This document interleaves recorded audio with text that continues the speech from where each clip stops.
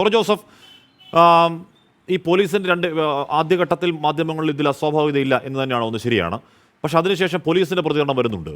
എടുത്തു ചോദിക്കുന്നു, ഇതിൽ അസ്വാഭാവികതയില്ല എന്ന തരത്തിൽ റിപ്പോർട്ടുകളുണ്ടല്ലോ, അവരുടെ കുടുംബം പറയുന്നുണ്ടല്ലോ എന്ന് പറയുമ്പോൾ അങ്ങനെ പറയാൻ കഴിയില്ല എന്ന് തന്നെ പോലീസ് കൃത്യമായി തന്നെ പറയുകയാണ്. അതിന് കാരണം അവർ പറയുന്നത് എന്താണ്, ഇത്തരത്തിൽ ബാക്കി പരിശോധനകൾ പൂർണ്ണമാകണം.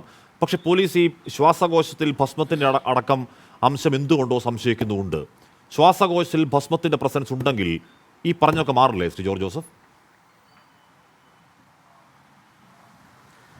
ഞാൻ ആ പോലീസിൻ്റെ വെർഷനോട് വിയോജിക്കുകയാണ്. കാരണം ഈ ഡെഡ് ബോഡി എടുത്ത 5-ാം ദിവസത്തിന് ശേഷമാണ് ശരീരത്തിൽ വലിയ മാറ്റങ്ങളുണ്ടായി. അവർ കഴുത്ത് വരെ പൂജാദ്രവ്യങ്ങൾ ഇടുകയും ഭസ്മം ഇടുകയൊക്കെ ചെയ്തിട്ടുണ്ട്. അപ്പം ഈ പോലീസിന് ഇപ്പം പറയുന്നതിനോട് യോജിക്കാൻ പറ്റാത്തതിൻ്റെ കാരണം, ഈ സമാധിയിലേക്ക് പോയത് 3-4 ദിവസമായിട്ട് അതേ ആഹാരം കഴിക്കുന്നില്ല. അപ്പം സ്വാഭാവികമായിട്ടും വയറ്റിനകത്ത് ഫുഡ് ഉണ്ടാവില്ല. അദ്ദേഹത്തിൻ്റെ രക്തത്തിൽ അല്ലെങ്കിൽ ആമാശയത്തിൽ ഒരു ഫുഡും കാണില്ല. ഭക്ഷണം കഴിച്ചു, അത് അങ്ങനെ തന്നെ ആയിരിക്കും പോസ്റ്റ്മോർട്ടം. യൂറിൻ ഒട്ടും കാണില്ല. ഇല്ല കഴിച്ചെന്ന് പറയണത് ഇല്ല. ഇല്ലില്ല, അതൊക്കെ അത് ഞാൻ വിയോജിക്കുന്നതിൻ്റെ കാരണം, ഒരു ഭക്ഷണം കഴിച്ചാൽ ഹെവി ആയിട്ട് കഴിച്ചാലും 5 മണിക്കൂർ 6 മണിക്കൂർ കഴിയും അത് ഡൈജസ്റ്റ് ചെയ്ത് തീരും.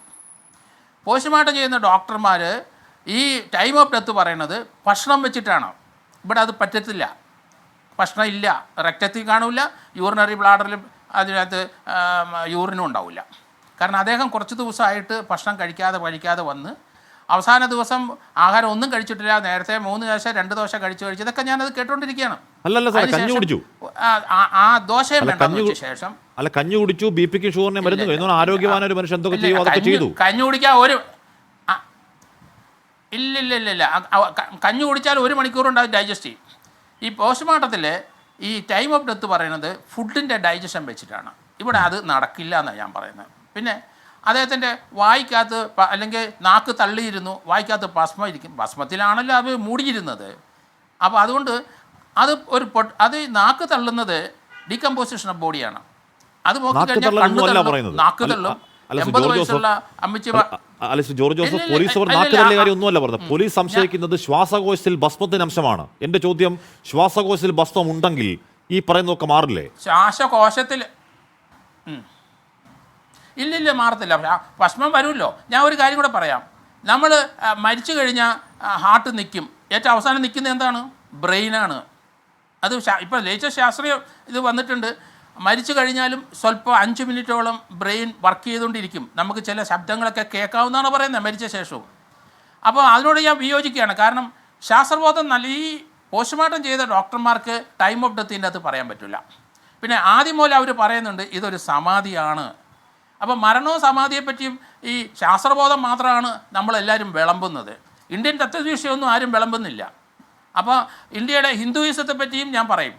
കാരണം ഇവിടെ യോഗികളുണ്ട്. ഇവിടെ ശ്രീനാരായണ ഗുരുവിന്റെ യോഗികളുണ്ടായിരുന്നു. അല്ലല്ല, നമ്മൾ ഇന്ത്യയുടെ തത്വശാസ്ത്രത്തിലോട്ടൊക്കെ പോകേണ്ട അത്രയും ഗൗരവമുള്ള വിഷയത്തിലുണ്ടോ എന്ന് എൻ്റെ ചോദ്യം. എൻ്റെ ചോദ്യം, ഇവിടെ ഒരാൾ മരിക്കുന്നു. ഇവിടെ ഒരാൾ മരിച്ചത് നാട്ടുകാർക്ക് പ്രശ്നമുണ്ട്. എന്താണ്? നാട്ടുകാർക്ക് പരാതിയുണ്ട്. ഇതിൽ അസ്വാഭാവികതയുണ്ട്. നാട്ടുകാർക്ക് പരാതിയുണ്ട്. നാട്ടുകാർ മാസ് പെറ്റീഷനായി പോലീസിലേക്ക് പോകുന്നു. സ്വാഭാവികമായും പോലീസിന്റെയും സ്റ്റേറ്റിന്റെയും ഉത്തരവാദിത്തം എന്താണ്? ആ അസ്വാഭാവികത പരിഹരിക്കുക എന്നുള്ളതാണ്, അല്ലേ? അപ്പോൾ താങ്കൾ പറയുകയാണ് ശ്വാസകോശത്തിൽ ഭസ്മം ഉണ്ടെങ്കിലും ഒരു കാര്യവുമില്ല. എന്താണ്? അതിനുശേഷം 5 മിനിറ്റ് ബ്രെയിൻ വർക്ക് ചെയ്യുമെങ്കിൽ മരിച്ച ശേഷം ശ്വസിക്കും. അല്ല, ശ്വാസകോശത്തിൽ അവർ ഭസ്മം സുഗന്ധദ്രവ്യങ്ങൾ കഴുത്ത് വരെ തല മുഴുവൻ ഭസ്മം ഇട്ടിട്ടുണ്ട്. കുറേയൊക്കെ വായിക്കോട്ടും വാ തുറക്കും. കാരണം ഈ പുട്രിഫാക്ഷൻ സ്റ്റാർട്ട് ചെയ്തുമ്പം ഡീക്കേ ചെയ്ത് കഴിയുമ്പം വാ തള്ളും, നാക്ക് തള്ളും, അതിനകത്ത് ഭസ്മം കയറും. കണ്ടെത്തിയെങ്കിലേ ഉള്ളൂ ശ്വാസകോശത്തിന്റെ. അല്ല, ഞാൻ പറഞ്ഞത് പോലീസ് സംശയിക്കുന്ന ഏറ്റവും ഒടുവിൽ വന്ന വാർത്ത ഈ ശ്വാസകോശത്തിൽ ഭസ്മത്തിനടക്കം സാന്നിധ്യം പോലീസ് അന്വേഷിക്കുന്നു, പോസിബിലിറ്റി അന്വേഷിക്കുന്നതാണ്. വായിക്കൂടെ പോയി ശ്വാസകോശത്തിൽ പോകും സാറേ, വരില്ലല്ലേ പോവും? അല്ലല്ല, അത് അപ്പോൾ പോവും. അത് അറിഞ്ഞുകൂടാഞ്ഞിട്ടാണ്. ശാസ്ത്രം കുറച്ചുകൂടെ പഠിക്കുക, സുവോളജി കുറച്ചുകൂടെ പഠിക്കുക. ഞാൻ ബയോളജി പോസ്റ്റ്മോർട്ടത്തിൻ്റെ എല്ലാ പോസ്റ്റ്മോർട്ടത്തിൽ കയറുന്നത്. അല്ല, സുവോളജിയും ബയോളജിയും എല്ലാം പഠിക്കണം. അപ്പോൾ അതുകൊണ്ടാണ് പോലീസിൽ അത് ക്ലാസ് നന്നായിട്ട് എടുക്കാത്തതുകൊണ്ടാണ് ആ CIമാർ അങ്ങനെ പറയുന്നത്. ഞാൻ പറയുന്നത് ഞാൻ വ്യത്യസ്തമായിട്ടാണ് ചിന്തിക്കുന്നത്. ഞാൻ ഇതിൻ്റെ ഓരോ സ്റ്റെപ്പും നോക്കിക്കൊണ്ടിരിക്കുന്ന ആളാണ്. അപ്പം മരണവും സമാധിയും തമ്മിലുള്ള വ്യത്യാസം നമ്മൾ പഠിക്കണം. അതിനകത്ത് ശാസ്ത്രബോധമുണ്ട്, മരണം മാത്രം. ഹൈക്കോടതി ഇടപെട്ട് എന്തായാലും പോസ്റ്റ്മോർട്ടം നടന്നല്ലോ. പോസ്റ്റ്മോർട്ടത്തിന് പ്രൈമറി റിപ്പോർട്ട് ഹാർട്ട് ഫെയിലിയർ ആണ്, അതിന് യാതൊരു സംശയമില്ല. അപ്പോൾ അതുകൊണ്ട് ഇനി അപ്പുറത്തോട്ട് അത് തന്നെ അയാളുടെ മക്കളും ഭാര്യയും പറഞ്ഞ് സമാധിയാണ്. നമുക്ക് സമാധി എന്താണെന്ന് അറിഞ്ഞുകൂടാഞ്ഞിട്ടല്ലേ നമ്മളത് പറയുന്നത്. അത് ഇന്ത്യൻ കൺസെപ്റ്റിന് സമാധി പറഞ്ഞേ പഠിച്ചേ പറ്റുള്ളൂ. അത് ദേഹത്തുനിന്ന് ദേഹി വിട്ടുപോകുന്ന ഇതാണ്. അത് ഇന്ത്യ സ്വാമിമാർ ചെയ്യുന്നത് അങ്ങനെയാണ്. അവർക്ക് മരണത്തിന് മുമ്പ് 2-3 ദിവസം കൊണ്ട് അവർക്കറിയാം മരിക്കാറായി എന്ന് അറിയാം. അത് എല്ലാവർക്കും വരും. ആശ്മയ്ക്കും എനിക്കുമൊക്കെ മരണാസന്നനാകുമ്പോൾ തീർച്ചയായിട്ടും നമുക്ക് ആ ഒരു ബോധം വരും. താങ്കൾ പറയുന്ന വേറൊരു രീതി കൊണ്ട് കൺട്രോൾ ചെയ്ത് അല്ല ഉണ്ട് ഞാൻ പറഞ്ഞത് അങ്ങനെയൊക്കെ ഉണ്ടെന്ന് നമുക്കറിയാം. പക്ഷെ എൻ്റെയോ താങ്കളുടെയോ നേരിട്ടുള്ള അറിവിൽ അങ്ങനെ കൺട്രോൾ ചെയ്ത് അങ്ങനെ പത്മാസനത്തിലിരുന്ന് ഓരോരോ ചക്രങ്ങളായി ഉണർത്തി ഒറ്റ മിനിറ്റ് അങ്ങയുടെ ഇക്കാലം അത്രയുള്ള സർവീസ് അനുഭവത്തിൽ ഇത്തരത്തിൽ ചക്രങ്ങൾ ഉണർത്തി ഈ പറയുന്ന എന്താണ് ഈ ഭാഗത്തോടെ പ്രാണകല ഉണർത്തി ബ്രഹ്മത്തിൽ ലയിച്ച ആരെങ്കിലും അങ്ങേക്കറിയാമോ? എനിക്ക് വ്യക്തിപരമായി അറിയില്ല. ഇനി അറിയാവുന്ന ആൾക്കാർ ഉണ്ടാവുമായിരിക്കും. അങ്ങേക്ക് അറിയുമോ ശ്രീ ജോർജ് ജോസഫ്? ഒത്തിരി പേര് ഇല്ല ഇത് പഠിക്കണം. നമ്മളിത് പഠിക്കണം. ഈ കേരളം വിട്ട് കഴിഞ്ഞാൽ നമ്മൾ പഠിക്കണം. ഇന്നിപ്പോൾ അങ്ങനെ ആ കുംഭമേളയ്ക്ക് 36 കോടി ജനങ്ങൾ 2-3 കോടി വേറെന്തൊക്കെ കാര്യങ്ങളാണ് എന്റെ ചോദ്യം. നമുക്ക് മാറ്റിമറിക്കാൻ ഈ അങ്ങയുടെ സർവീസ് കാലയളവിൽ അത്തരത്തിൽ ബ്രഹ്മത്തിൽ ലയിച്ച ആരെങ്കിലും അങ്ങേക്ക് അറിവുണ്ടോ? അതിപ്പോഴല്ലേ കോൺട്രവേഴ്സിയിലായ എത്ര പേരങ്ങനെ മരിച്ചിരിക്കുന്നത് അങ്ങനെയാണെന്ന് നമുക്ക് എങ്ങനെ അറിയാനൊക്കും? നാച്ചുറൽ എഴുത്തിലോട്ട് പോവില്ലേ? വീട്ടിൽ കിടന്ന് മരിച്ചവരെ ആരെങ്കിലും നമ്മുടെ മാതാപിതാക്കളൊക്കെ വീട്ടിൽ കിടന്ന് മരിക്കുമ്പോൾ മക്കളെ എല്ലാം വിളിച്ചു വരുത്തും. അവർക്കറിയാം മരണം ആസന്നമായെന്ന്. അപ്പോൾ നമ്മൾ മരണം കാണുന്നുണ്ട്. അപ്പോൾ അത് ഇപ്പം ആ ബന്ധങ്ങളൊന്നും ഇല്ലാത്തതുകൊണ്ടല്ലേ നമുക്കിത് തോന്നുന്നത്. മാതാപിതാക്കൾ മരിക്കുമ്പോഴും വല്യപ്പന്മാരും മരിക്കുമ്പോഴും ഒക്കെ മക്കളെ വിളിക്കും, അവർക്കറിയാം. അപ്പോൾ അത് നമ്മൾ മനസ്സിലാക്കണം. ഞാൻ ഒരു കാര്യം കൂടെ പറയാം. ഇപ്പോൾ ഈ ഭസ്മം വായിക്കകത്ത് കയറി എന്ന് പറഞ്ഞാൽ അസ്ഫിക്ഷ്യൽ ഡെത്തേ വരുള്ളൂ. അതാണ് അസ്ഫിക്ഷ്യൽ ഡെത്താണ്. അത് മെക്കാനിക്കലായിട്ടുണ്ടാകാം. ഇവിടെ നാക്ക് പ്രൊട്രൂഡ് ചെയ്ത് തലയിലും ചില ഭാവഭേദങ്ങൾ 5-6 ദിവസമായി കഴിഞ്ഞാൽ ബോഡി ഡീകമ്പോസ് ചെയ്ത വയറ്റിൽ ബ്ലൂ കളർ ഉണ്ടാവും.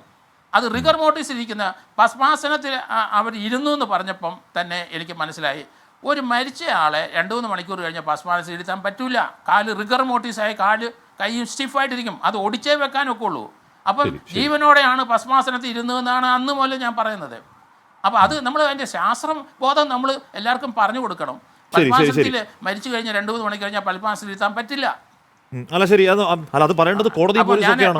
പോലീസും പറയുന്നില്ല, കോടതിയും പറയുന്നില്ല. കോടതിയിലേക്ക് പോയി അങ്ങനെയാണെങ്കിൽ പത്മാസനത്തിൽ ഇരിക്കുന്ന അങ്ങീ പറയുന്ന വാദങ്ങൾ കോടതി പറയായിരുന്നു. കോടതി പറഞ്ഞ എന്താണ്? കോടതി നിയമത്തിന്റെ വഴിക്ക് പോകണമെന്നും ഈ പറഞ്ഞ അസ്വാഭാവിക മരണം ഉണ്ടെന്നും ഡെത്ത് സർട്ടിഫിക്കറ്റ് ഉണ്ടോ അങ്ങനെയല്ലേ നമുക്ക് ഒരു സാധാരണ സമൂഹത്തിൽ നമുക്ക് അങ്ങനെ സംസാരിക്കാൻ പറ്റുള്ളൂ സാറേ. നമുക്കിപ്പോൾ ഒരു നിയമവാഴ്ചയുള്ള നാട്ടിൽ നമുക്ക് നിയമത്തിന്റെ വഴിയെ പോയി അതെ അങ്ങനെ തന്നെ പോകാൻ വേണം. അതെ നിയമത്തിന്റെ വഴിയെ പോയേ പറ്റുള്ളൂ. കാരണം അവർ മണ്ടത്തരം അത് പോയി കഴിഞ്ഞിട്ട് ഇനി അതിനകത്ത് ഇനി നമ്മൾ സമാധിയെ പറ്റി പറഞ്ഞേ പറ്റുള്ളൂ. നമുക്ക് ഇതിന്റെ ഒരു ആദ്യഘട്ടം കഴിഞ്ഞ് നമുക്ക് സമാധിയെ പറ്റി പറയാം.